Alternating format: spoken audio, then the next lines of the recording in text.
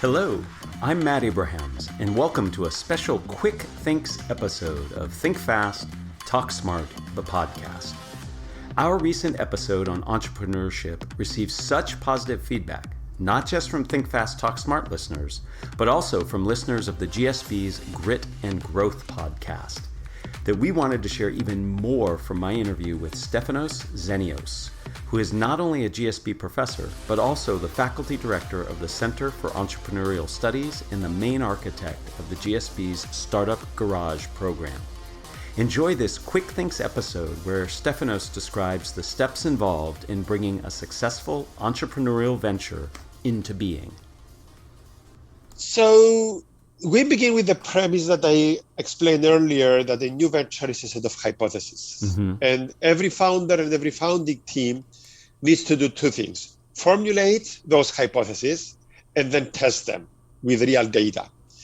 It's only then when you can go to investors and can credibly seek funding. So we structured the course around two methodologies. One is design thinking that has been introduced by my colleagues here at the design school, and the other one is lean startup. And what we recognized is that you need the design thinking methodology to help you formulate your hypothesis. And then you need the lean startup methodology to test the hypothesis. So first of all, what is a hypothesis for a new venture? A hypothesis for a new venture is: who is your customer? Mm-hmm. What is the pain point you're going to solve? How are you going to solve it? What is your solution? How are you going to go to the market? And how are you going to make money? Mm-hmm. So you need to be able to answer those 5 questions. So first, you need to come up with a hypothesis of what your answers to those 5 questions are. So we begin by having our students immerse themselves in the environment of who they think their potential customer is going to be. We give them an assignment that lasts for 4 weeks. Talk to as many future customers as possible. Ask them for what their pain points are. And then at the end of this 4-week period, come up with a summary description of who is your customer and what is the pain point that you want to address. And on a weekly basis, we ask our teams to tell us how many interviews they have done, but more importantly, what have they learned from those interviews. At the end of the 4-week period, the students have an answer to the question: who is the potential customer and what is the problem they have? Then we teach them how to use brainstorming to generate alternative ways of addressing that problem, to develop low resolution prototypes that they bring back to their customer and get feedback, but also to develop the business model for the venture. How you will make money, what is your go-to-market strategy? For that, we use a widely popular tool called the business model canvas.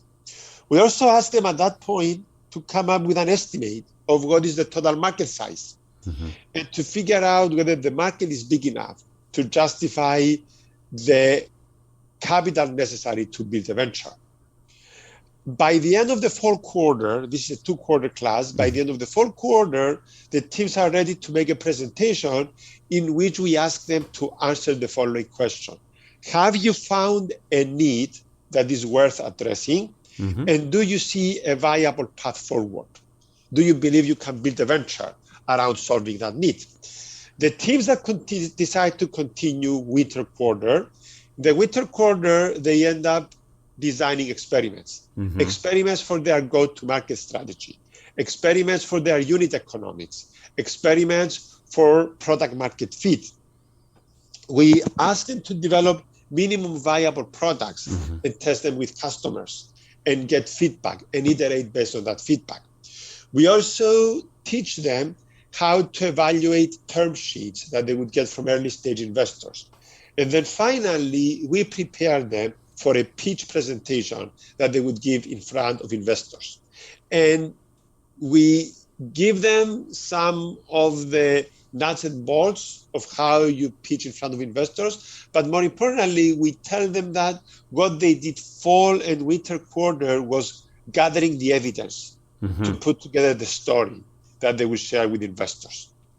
And that brings them to the end of the quarter with an investor pitch in front of a group of investors.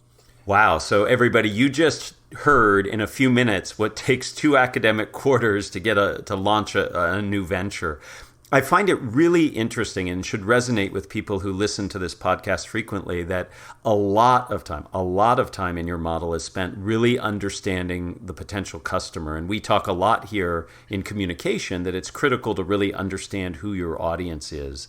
And so it's nice to see that that's super important in launching a new venture. And I liked how you ended as well with something that we often talk about, which is you have to be able to tell a good story. It's not just to have the evidence, but you have to put that evidence into a good story. Yeah, great founders are great storytellers. And they have to tell different stories. They have to tell a story to their customer so that they can inspire them to test and use their new product. They have to tell a story to their employees to inspire them to take some risk. And then they have to tell a story to investors and their board.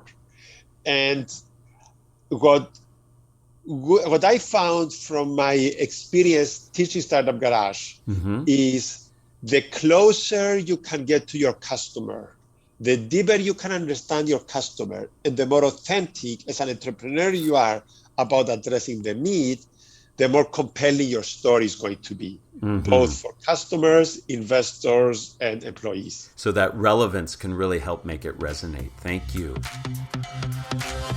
Thanks for joining us for another episode of Think Fast, Talk Smart, the podcast. For more information and episodes, visit gsb.stanford.edu.